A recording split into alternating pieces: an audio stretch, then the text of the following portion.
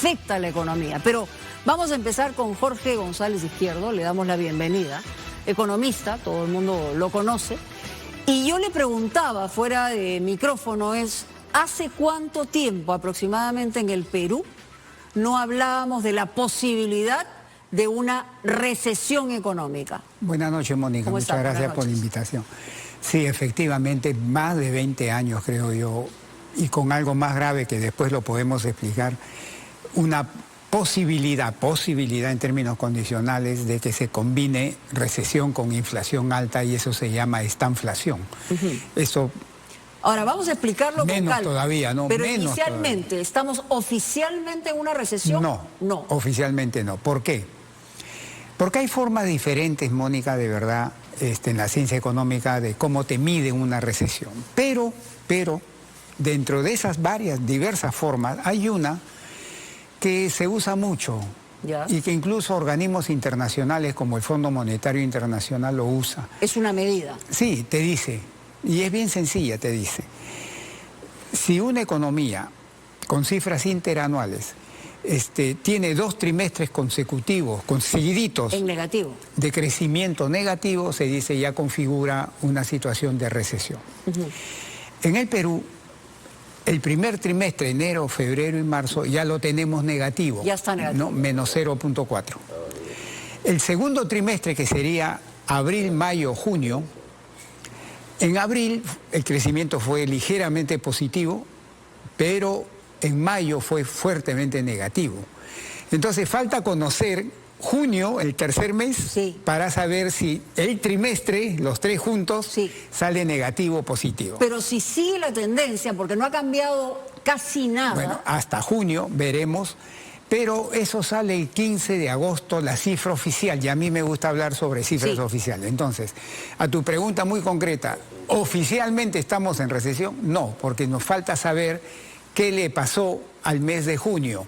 Si el mes de junio sale pequeño o negativo, pequeño en positivo o negativo, y el trimestre sale negativo, entonces se cumpliría con que los 2 trimestres consecutivos negativos configuraría una situación de recesión. Vamos a aterrizarlo entonces, porque acabamos de ver la crónica de Jorge en el sentido de precios, y tienen que ver también con la capacidad de ingresos, cómo se ha disminuido y cómo han impactado en las clases emergentes, en las clases medias. Por ejemplo, ¿no? Mucha gente me decía que lo que gastaba hace 1 año y medio en el mercado lo ha duplicado.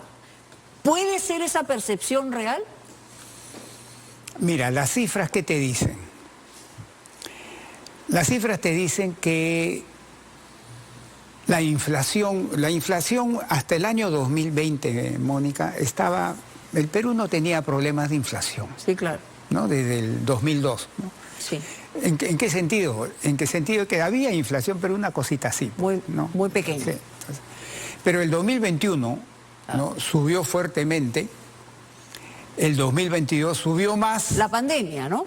La pandemia y la guerra Rusia-Ucrania, y también internamente. Y la incertidumbre política. La inestabilidad que provocó que el 2021 el dólar hiciera esto, bueno, en fin. Entonces, 2021, 2022, ¿no? La inflación hizo esto, la promedio. Pero la inflación de alimentos, que para mucha gente, yo creo que para la mayoría de los peruanos, sobre todo para los sectores de menores ingresos, pesa más que la inflación promedio, porque a una persona de muy bajos ingresos, tú le vas a decir, oye, ha bajado el precio del Mercedes-Benz. ¿A él qué le importa que haya bajado el precio del Mercedes-Benz? A él no le importa. No, es el pollo, el limón, la papa. Si me voy a curar de salud, eso es lo que me importa. Claro. Entonces, para ellos es mejor ver qué pasa con la inflación de alimentos. Y en el Perú, mientras la inflación promedio, para que la gente me entienda fácil, es 1, ¿no? La inflación de alimentos es bastante mayor. Para cifras reales, por ejemplo, la última cifra, la inflación promedio a junio es 6.4, pero la inflación de alimentos no más supera el 12%. Claro, escuchábamos al BCR... Casi el doble. Así es, escuchábamos que había disminuido en el último mes la inflación, en junio, pero evidentemente los precios de los productos alimenticios han seguido subiendo. Y en junio fue algo muy especial porque como la inflación peruanas básicamente se refiere a la inflación de Lima. Sí. Lima es una ciudad en la que la inflación, se le dice en la jerga, ¿no?, es pollotizada. Sí, claro. Lo que le pasa al precio del pollo, el pollo influye mucho. Claro. Cuando el precio del pollo hace esto, la inflación sube. De Lima, cuando el precio del pollo hace esto, la inflación... Y en junio, el precio del pollo bajó, según el INEI, un poco más de 16%. Sin embargo, sigue alto el precio. Claro, ha bajado, pero sí, claro. no ha regresado a sus niveles anteriores, pues, ¿no? Claro. Entonces eso obviamente ayudó. Pero las otras carnes se han subido. Las otras sí, la carne de res, la carne de cerdo y sobre todo la de pescado, en junio hicieron esto. Pero todos los peruanos sabemos que así como cae el precio del pollo hoy día, mañana puede volver a subir, pues. Claro. Entonces no es algo que te imprima una tendencia todavía al comportamiento de los precios de los alimentos. Veíamos una muestra de las familias que señalaban que ahora el mercado, ¿no?, les costaba muchísimo más. Y yo quería hacerte la pregunta sobre el tema de la clase media. ¿Por qué la clase media? Es verdad que el tema de la pobreza, la vulnerabilidad, es algo que ha crecido enormemente, la anemia, en fin, todos estos asuntos económicos que son sumamente importantes. Pero la clase media activa, digamos, la economía.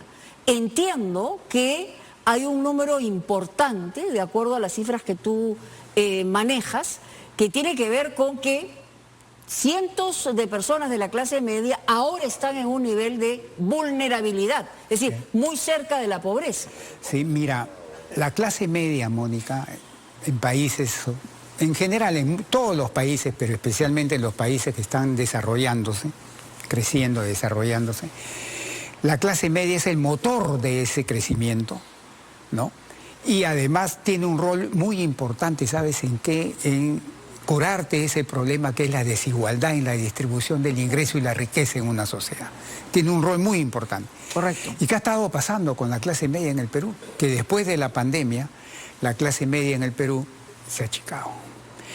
¿Cuánto se ha achicado? Según el Banco Mundial, a fines del 2022, la clase media, ya saliendo de la pandemia, según el Banco Mundial, estaría un poco más del 30% de la población peruana, bajó fuertemente. Según el INEI, que lo mide la institución peruana, eso está alrededor de 40%. Pero sea 30 y tantos, como dice el Banco Mundial, o sea alrededor de 40%, como dice, por ciento de la población, como dice el INEI, de antes de la pandemia, el 2019 ha hecho esto.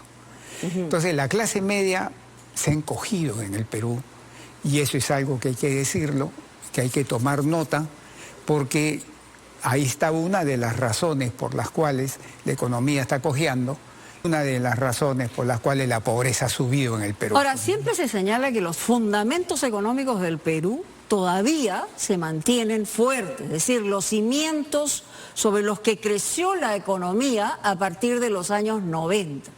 Pero, ¿cuánto más un peruano puede soportar las inclemencias del clima, de la incertidumbre política, de las paradojas en términos externos? Es decir, ¿a qué nos estamos enfrentando para el segundo semestre del año 23 y la proyección del próximo año? Mira, en inflación, yo pienso, es mi punto de vista, ¿no?, muy particular, que va a seguir bajando la inflación ya a lo largo de este año. O sea, es la tendencia. Sí, pero no va a regresar todavía a su nivel de normalidad. Es como para que me entienda la gente. ¿Cuál sería su nivel? Ahí voy. Es como para que me entienda la gente. Nosotros, nuestra temperatura no es 0, porque si tenemos 0 grados, estamos muertos, pues. Estamos fregados. Nuestra temperatura es normal, es 36,5, 37, esa es nuestra temperatura normal, ¿no es cierto? Si tengo 38, 39, estoy con fiebre. Claro. Entonces me la tienen que devolver. La inflación que se considera normal para el Perú es entre 1 y 3%, lo ha fijado el Banco Central, ¿no? Por encima de eso es como si tuviéramos 38 o 39 grados de fiebre. Entonces, ahora estamos bien por encima de eso. Entonces, lo que nosotros queremos es regresar a mi normalidad. Oye, de 38 o 39 grados de fiebre, pónmelo en 36,5, pues, ¿no? Le digo al doctor, que es el Banco Central. Oiga, doctor, póngamelo en 36,5. Aunque tenemos un buen doctor, pero sí, tampoco milagros puede hacer. Tampoco milagros puede hacer. Entonces, está bajando la inflación por varias razones, ¿ah? Pero yo no creo, bueno, en economía siempre hay que hablar así, Mónica. Con la información hasta el día de hoy tengo, yo no creo que regrese a su normalidad este año. Ya. Podrá regresar, pienso, en el primer semestre del próximo año todavía. Entonces, ¿qué significa eso? Que todavía vamos a estar viviendo con una inflación relativamente alta, definiéndola como encima de la meta que se ha fijado el BCR para los peruanos. Ahora, la economía está vinculada a la calidad del trabajo. Y la calidad del trabajo que hay en el Perú, en realidad, es sumamente deficiente. Tenemos dentro de la formalidad un trabajo más o menos con mínimas características aceptables. Estamos hablando de Lima, 3 millones de personas. En una ciudad de casi 11 millones de personas. Y estamos hablando que el subempleo ha crecido de manera importante y ya no estamos hablando solamente de la informalidad, que es cerca del 80%. Entonces, el empleo formal baja, por un lado. La calidad del empleo se deteriora. No hay niveles de productividad aceptables y el subempleo crece. Sí, efectivamente. Mira, si alguien me preguntara, oye, González Izquierdo, ¿qué hace crecer a la economía peruana en el tiempo? Yo le diría, básicamente, 3 cosas. Progreso tecnológico, porque sin progreso tecnológico no hay nada. No vamos ni a la esquina. Estamos en otra cosa. Inversión en capital físico, ¿no? Y eso significa que la incertidumbre producida por la inestabilidad política y social que estamos viviendo baje sustancialmente. Y tercero, lo que tú acabas de decir, la mano de obra y la calidad de esa mano de obra. Pero si me dicen a mí, Mónica, oye, eso es en el tiempo, y este año y el próximo, esas 3 cosas que te he dicho no funcionan ahí. ¿Sabes lo que funciona este año y en el próximo? De que se recupere la confianza fundamentalmente del privado para que la inversión privada aumente y el consumo privado aumente. Pero el público tiene que trabajar para recuperar esa confianza. Si me permite, Jorge, porque hay un factor que es fundamental. ¿Qué va a pasar con el tema del fenómeno del niño global? De eso depende. Yo regreso en un segundo y justamente voy a conversar con Jonathan Cárdenas, meteorólogo, para hablar del tema. Jonathan, buenas noches, gracias por estar aquí. Gracias por la paciencia también, pero es importante combinar las dos cosas. Sí, definitivamente. Vamos inicialmente con la ola de calor que nos ha azotado tanto aquí, América del Sur, al Perú especialmente, pero en Europa y en Estados Unidos ha tenido una afectación muchísimo mayor. Vamos a hablar de esto primero. Exacto, la Organización Meteorológica Mundial a media semana publica esta animación que hace recordar a todo el mundo a una película conocida y está marcando justamente esas zonas que me marcaba la película con una ola de calor extrema. Se han batido récord día tras día. Calor extremo, extreme heat, calor extremo. Se han batido, cada día se batía el récord del día anterior. Sí. ¿Ya? En China alcanzó 52.2 grados, que ha sido la máxima registrada en toda la historia de China. En Estados Unidos, en California, 53.3 grados en el Valle de la Muerte. Y en Europa, Italia batió récord con 46.6 grados en una región específica. Sí, entonces, el planeta está caliente, esto es definitivamente producto de los gases de efecto invernadero y del calentamiento global, ¿no? Pero no solamente el planeta, el agua está caliente, las temperaturas del mar están calientes también. En realidad todos los océanos están calientes y especialmente el Océano Pacífico. Podemos ver la siguiente lámina y vemos cómo está el Océano Pacífico y sobre todo nuestra costa. Estas son anomalías, ¿no? Entre el amarillo, naranja, rojo y inclusive el negro, son los grados por encima de lo normal. Correcto. Y podemos ver, en realidad, en todo el Pacífico, que estamos más calientes que lo normal. Y la zona más caliente, o con anomalías más significativas, están frente a la costa de Perú. Estamos teniendo casi 5 grados en algunos sectores. Por encima. Por encima de lo normal. Y en promedio son 3.5 grados que califican ya como un niño costero muy fuerte. Claro, pero no solamente afecta la temperatura del mar, sino estamos afectando toda la cadena que está vinculada a la vida en el mar. Exacto, por eso no hemos tenido una primera campaña de pesca. Eso lo habíamos visto, si te acuerdas, cuando estábamos, nos reunimos en marzo. Correcto. Y ya veíamos que esto seguía, esto se prolongaba y íbamos a tener esas afectaciones. Y bueno, estamos teniéndole calentamiento en la región del Niño global, que es la región Niño 3.4, está aumentando, continuamente, de manera lenta, pero aquí viene algo importante, no está acoplando lo que pasa con el océano con la atmósfera. ¿Y eso qué implica? ¿Qué significa? Que no se retroalimenta, entonces no se intensifica como debería ser y como decían los pronósticos hace meses atrás. Entonces, ¿qué podemos señalar hoy? ¿Que esto ya es el máximo al que llega? Bueno, como probabilidad, ¿no? El ENFEN presentó su comunicado hace unos días atrás y justamente menciona que en julio, o sea, lo que estamos viviendo ahora sería el pico del Niño costero y a partir de ahí empezaríamos a descender de las anomalías, pero no vamos a llegar a lo normal, como decía justamente el doctor González Izquierdo.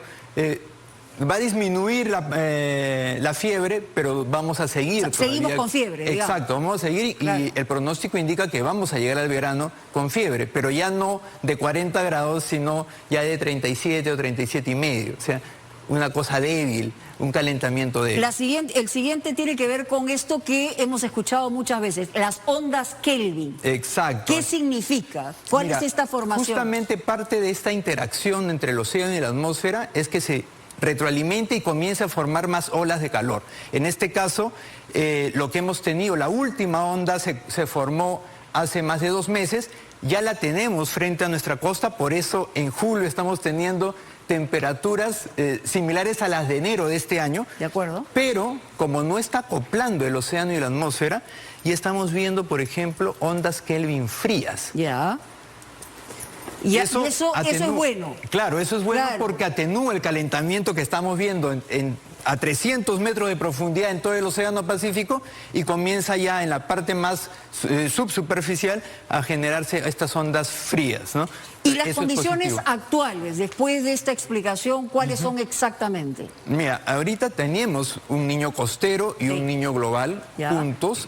El niño costero ya muy maduro en la fase pico y el niño global en proceso de, digamos, fortalecerse, pero lentamente. ¿Y qué va a pasar? Vamos la siguiente lámina muestra, bueno, lo que indicaba, mira las temperaturas nocturnas en enero. En enero, sí. Y mira las temperaturas nocturnas ahora en julio. Sí. Estamos más altos que lo que teníamos en enero. Correcto. Pero esto ya es el pico de este calentamiento, como indicaba. O sea, ya llegamos al extremo. Ya llegamos al extremo y acá empezamos a descender. Esperamos que esto descienda, todos los modelos están indicando eso, ya no están mostrando ese niño muy fuerte global. Pero no es para bajar, digamos, la guardia. No, claro, tenemos que estar atentos y tenemos que estar, digamos, preparados, pero no alarmados. Eso es lo que yo creo. Pero las lluvias igual vienen en 2 o 3 meses. Claro, la temporada de lluvias siempre viene. Y pero si tenemos con mayor algo fuerza, caliente, claro, si tenemos algo caliente todavía, tenemos alta probabilidad de que podamos tener lluvias sobre lo normal. Si este nivel de calentamiento fuera mucho mayor, ahí tendríamos posibilidades de lluvias extremas. Correcto. Ahora solamente se están viendo lluvias por encima de lo normal. ¿Moderadas o severas? Moderadas, ¿no? Moderadas. Eso es lo que se está previendo con la información que tenemos al día de hoy. Muy bien, Jonathan Cárdenas, gracias por estar con nosotros. Yo voy a seguir conversando y justamente es un factor económico que quería, dentro de la explicación y la variable, después de escuchar al especialista. Claro, no estamos en una circunstancia, en el peor escenario, pero estamos en un escenario que venimos ya con problemas. ¿Y esto cómo nos va a afectar? Es una buena noticia la que acabo de escuchar, porque eso significa de que el impacto no va a ser un impacto devastador, como por ejemplo pasó el año 1983 o pasó y el 97, el 97. ¿no? Claro. Entonces, eso alejaría un poco, ¿no?, la posibilidad de recesión y bastante más la posibilidad de esta inflación, ¿no?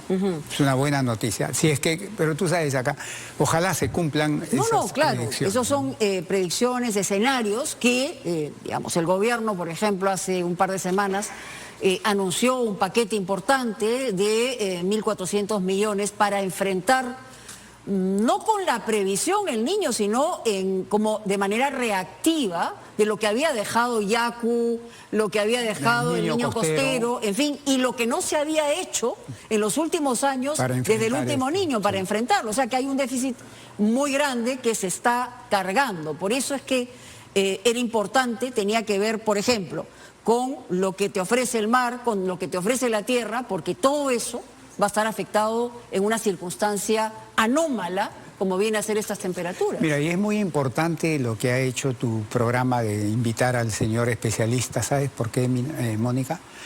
Porque los shocks de la economía mundial se están poniendo menos malos para nosotros. Yeah. Por ejemplo, el precio de los combustibles, de los alimentos que nos interesan, están bajando, ¿no? Las economías, por ejemplo, la norteamericana es bien difícil, no digo difícil, pero otra vez con la información que se tiene hasta el momento no es previsible que caiga en recesión, en fin. Entonces, los shocks provenientes del extranjero ya no son tan malos como se preveía hasta hace 2, 3, 4 meses. Entonces te quedan los shocks internos nomás que nos podrían afectar, o shocks de oferta internos que nos podrían afectar. Fuertemente. Uno de ellos es el fenómeno del Niño actual y el que se nos viene, el global, que se pensaba que era peor que el actual, y ahí pues nos iba a hacer crecer muy poco, nos tiraba a la recesión con mayor intensidad. Y el otro shock interno es pues la tremenda inestabilidad política, social e institucional que estamos viviendo, ¿no? Porque tenemos una precariedad institucional, una polarización que venimos arrastrando en los últimos 5 años. Hemos hablado en más de una oportunidad que es imposible tener una certidumbre después de 6 presidentes, una circunstancia de manifestaciones, marchas. Hay descontento y con razón también, porque las brechas se han ampliado y lo que ha generado no solamente la pandemia, sino la ineptitud de las autoridades políticas es que no estamos a la altura de las circunstancias. Entonces la gente, por un lado, puede sentirse, y voy a utilizar una frase que es dura, pero cínicamente indiferente en apariencia, pero se está gestando una olla de presión que en cualquier momento se destapa y puede afectar mucho más. Entonces, esos factores dentro de la economía también son parte del deterioro. Mucha gente está insatisfecha, mucha gente hasta está molesta con la situación, especialmente también, Mónica, no te olvides con el tema de la inseguridad ciudadana, que también afecta a la economía, sobre todo a la microempresa y a la pequeña empresa. Extorsiones, claro, por ejemplo, los golpea duro. Así es. Hay gente que está resentida, molesta, pero no es de las que sale a marchar. O sea, si se están fijando solo en que la marcha fue raleada y de ahí tuvo una representación importante, porque además era una gama de intereses, pero lo cierto es que el gobierno no se puede cegar ante lo que es evidente. Hay mucha gente, como te repito, que está molesta, fastidiada, pero no sale pues a marchar, pero eso no significa que en su momento de alguna manera va a expresar su descontento. Claro. Entonces el gobierno no puede decir, no, estamos bien, sigamos, no es así. Y el Congreso, a portas, digamos, de una elección que todo el mundo ve como un toma y daca, y a ver de qué manera colocamos una mesa directiva, ¿no? Conforme a intereses subalternos, ¿no? Que en parte, parcialmente va a condicionar el desenvolvimiento de la economía de ahora en adelante, a quién se elijan ellos. ¿Qué puede pasar? ¿Cuáles serían los escenarios? Si eliges una mesa directiva hostil al Ejecutivo, hostil al gobierno de la señora Dina Boluarte, obviamente, porque van a empezar otra vez los enfrentamientos, pues, y la inestabilidad política, social e institucional va a aumentar, y eso te genera más incertidumbre, y mayor incertidumbre en el corto plazo te afecta las decisiones de consumo de los privados y de inversión, y ahí te afecta toda la economía, porque el gasto privado es el 80% de la economía. Cuando hablamos y cuando un economista de el nivel tuyo conversa con los empresarios, en el sentido siguiente, es decir, bueno, claro, todos sabemos que vivimos en incertidumbre, inestabilidad política, pero ¿cuál es el factor fundamental por lo cual este empresario no quiere apostar, digamos, más o medir de una manera, de un cálculo muy específico, por más inversiones, porque lo que está es parado la inversión, está parada. Mira, Mónica, cuando un empresario quiere tomar una decisión de invertir, puede ser su decisión de invertir para hacer cosas en el corto plazo. Y hablo de empresarios chicos y grandes, ¿ah? O para hacer cosas de mediano o largo plazo. Claro. Por ejemplo, duplicar la capacidad de la fábrica, ese es de mediano plazo o largo plazo, una decisión. Pero producir más o producir menos, haciendo unos ajustes, es una decisión de corto plazo. Entonces, cuando un empresario quiere tomar ese tipo de decisiones, toma en cuenta las siguientes consideraciones. A ver. Primero, se fija el cómo huele. ¿Cómo huele el ambiente? Leyendo, conversando, pero sí, cómo huele el ambiente, de cómo va a ser en el corto plazo, cómo le va a ir a la economía, al gasto privado, para que él pueda decir, oye, voy a vender igual que antes, más que antes o menos que antes. ¿Cómo es? Porque en función de eso es que tú comienzas a ajustar tus decisiones de inversión. Entonces, el primer factor es cómo yo huelo. Y es justo lo que estábamos conversando. Huele el Ejecutivo y huele el Congreso, porque han salido varias iniciativas también de corte populista, ¿no? ¿Cómo huelo yo? ¿Cómo le va a ir a la economía en los próximos 12, 24 meses? Eso es fundamental para afectarte las decisiones de inversión de más corto plazo.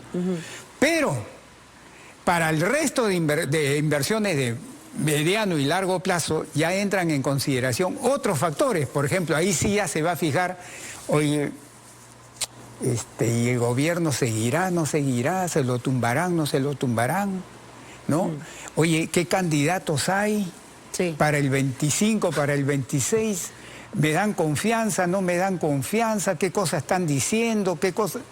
Ahí entran ese tipo ya de consideraciones que ya te van a decir a ti, pucha, prefiero lo malo conocido. No veo bien esta cuestión. Mejor, si yo quería invertir 100, invierto 10, 15, pero no invierto todo. Pues. Claro, y ahí es donde... Y ahí es donde la economía se resiste. Se achancha, claro, se achancha. Entonces, son esos dos tipos de consideraciones que por lo menos un empresario toma para decidir una inversión de ahora o de más largo plazo, ¿no? Un 90%, un 80% del movimiento económico está vinculado a la empresa, a la microempresa, a la pequeña empresa, a la mediana empresa. Estamos hablando de este motor, ¿no?, que lamentablemente se ha informalizado mucho más por las circunstancias que nos ha tocado vivir en los últimos años. Digamos, ¿es una afirmación correcta? Sí, hay que distinguir entre informalidad laboral y informalidad empresarial. Empresarial, que no lógicamente. La informalidad laboral, según el INEI, a fines del año pasado llegó a 76%. 76%. Yeah. Pero la informalidad empresarial está alrededor de 80%. ¿No? Entonces, eso ya te dice, ¿no?, la radiografía de cómo se comporta el organismo económico de nuestro querido país, ¿no? Entonces, correcto. ¿Y por qué la gente dirá, y por qué eso es malo, no? Si a mí me da de comer, mira, la informalidad en el corto plazo te funciona como un amortiguador de una crisis severa, porque los peruanos, mal que mal, sabemos qué hacer para comer, ¿no? Así es.